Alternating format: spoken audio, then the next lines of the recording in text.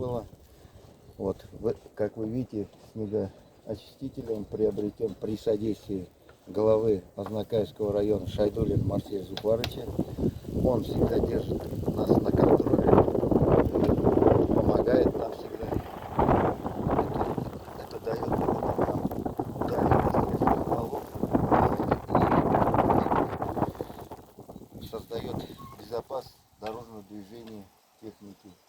То, что временно он перемещает снег на придорожную полосу, мы потом ее стараемся убрать снегопогрузчиком вовремя. Зимой он предназначен для содержания дорог, а летом он предназначен, мы его устанавливаем погрузчик на него, и он предназначен для уборки территорий, для содержания в летний период.